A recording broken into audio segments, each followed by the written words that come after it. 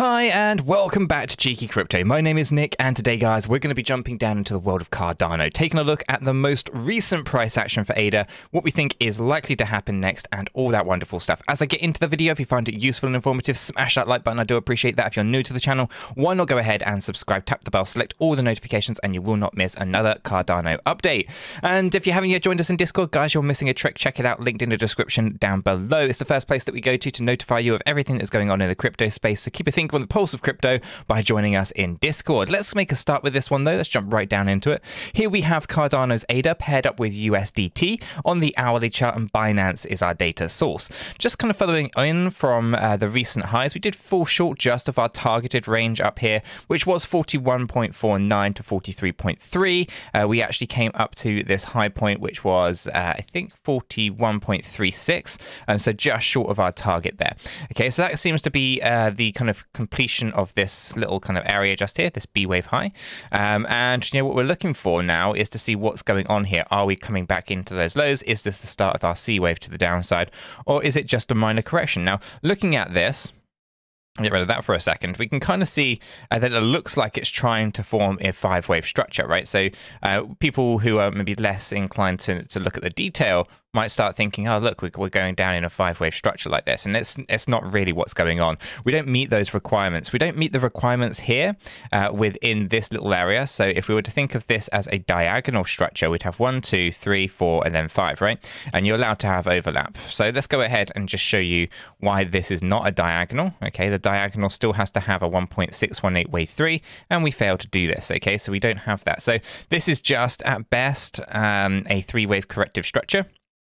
And you could look at it as a W, X, Y, X, Z if you really wanted to. Like, there's lots of different ways of doing it. So W, X, Y, X, and Z like that. It's just corrective. But I think the easiest way is just to consider it as three waves. Kind of cut out a lot of the noise. Just go with that. Okay. So when we have it like this, and we kind of start thinking, okay, we've gone down in 3, we've come up in 3 here. We can see this without even having to measure it. We can see that there's 3 in there. So we got a 3, 3. And then we start thinking, well, this looks like it's pretty impulsive to the downside, right? And you start, okay, well, where would we put our wave counts here? And does it actually, you know, look like it is going in that direction? And it doesn't.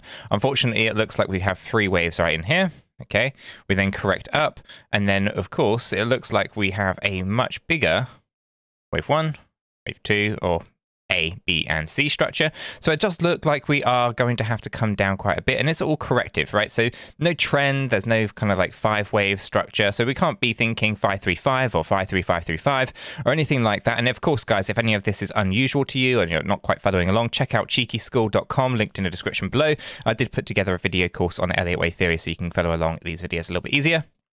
But essentially, it looks like we have some movements to the downside. So let's go ahead and focus in on this recent move upwards and see what is going on here. Is there something here that is going to allow us to understand the movement of ADA, and whether or not it is likely to push up higher or not?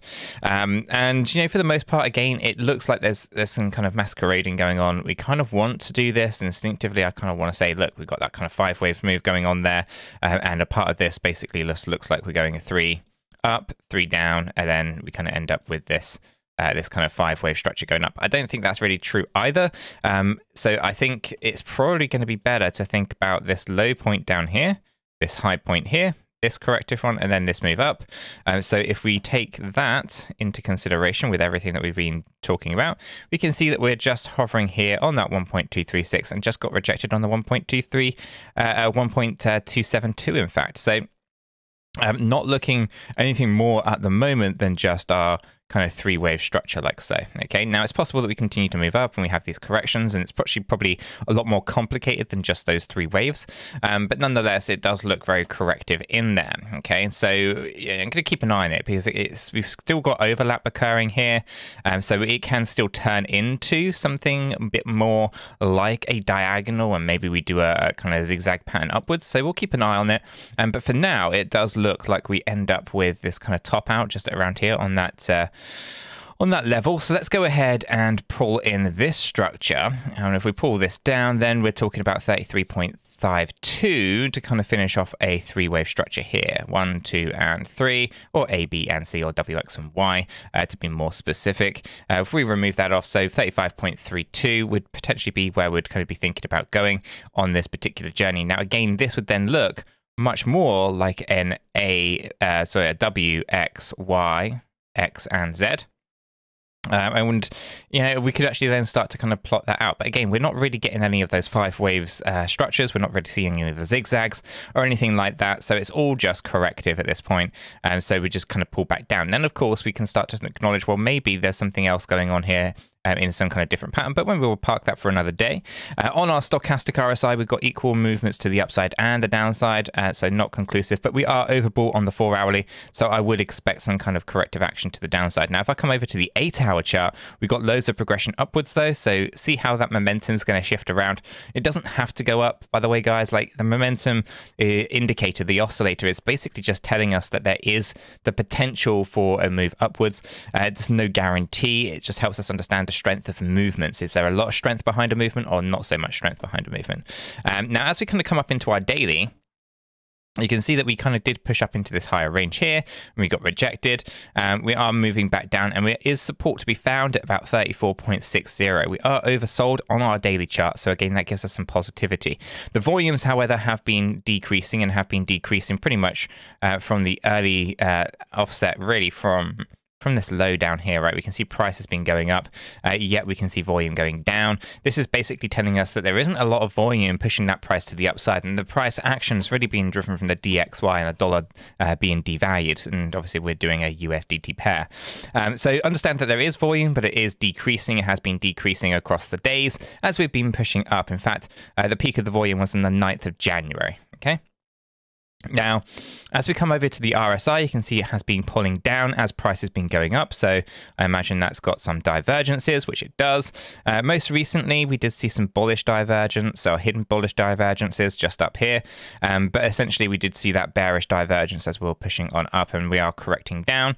So yeah, for now, nothing new on the horizon of divergences, but it's interesting nonetheless to kind of keep an eye on it. I expect to move upwards though soon to kind of balance things out. And of course, our weekly is overbought, and here you can see that we've got rejected on our trend line. And not that I like trend lines, but you kind of see the idea that had to adjust this 1, 2, and this is now the 3rd touch point. Actually, it's the 4th touch point, 4th week. And you can see it in here. We're overbought on our weekly time frame, and you can of course see that we're getting rejected on those lines. If I throw in the EMAs, you can see that we're below both of the 200 and the 50 EMA, and you can see also that we're below the 200 EMA but above and finding support on the 50 EMA here on the daily. So I think we're going to get coiled up and probably break above the 200 daily EMA based on the momentum that we have available. Now, on a weekly time frame, throw the volumes in, it becomes a lot clearer, a lot easier to kind of see where the volumes are going. That's a decrease as we push down into those final lows, but also a decrease just as we were pushing up, like I said before, in here. So we are really losing volume as we were pushing up. There isn't really a lot of buying pressure there. Now, the RSI is okay, nothing to really note there, and there's no divergences either on the weekly time frame. So essentially here we are just looking for a natural kind of pullback, profits to be taken, all that kind of stuff. But don't be too surprised if we actually start to pull back a little bit more and it causes more panic and creates panic selling and everything else that's going on with the SEC and all that kind of stuff. It wouldn't surprise me if we start seeing a bit more in the way of fear creeping into the space. Ultimately, it's possible to have new lower lows. It's not a guarantee, but it is possible. If we come back up into our daily chart here, you can see how we'll be plotting this all the way from the top. The fair value gap range is a 19.64 to 22.89. This is what we were targeting. We didn't come down into it yet. We kind of found support around the 23 area, 23, 24. And, you know, I was actually expecting this to move up before we went down this low. But where we've come up to here so far, as you can kind of see, the A wave down, the B wave up, the C wave just comes down into that fair value gap that was left behind over here. I mean, this was basically back in December of 2020, so it's quite a long time ago that this gap was left behind, and it does look like we're coming down to fill it at this point in time. Other than that, I think that's going to be an interesting area of support. There's support definitely to be found at around 15 cents if we needed to go down lower, but we'll be keeping a close eye on all of that. I'm going to leave the video right there, though, guys. If you have found it useful and informative, smash that like button. I do appreciate that. If you're new to the channel, then why not go ahead and subscribe, tap the bell, select all the notifications, and in doing so, you will stay up to date with all the videos that we do here at Cheeky Crypto. And if you haven't yet joined us in Discord, check it out, guys. Linked in the description below. I don't think you'll regret it. Until the next one, have a fantastic day.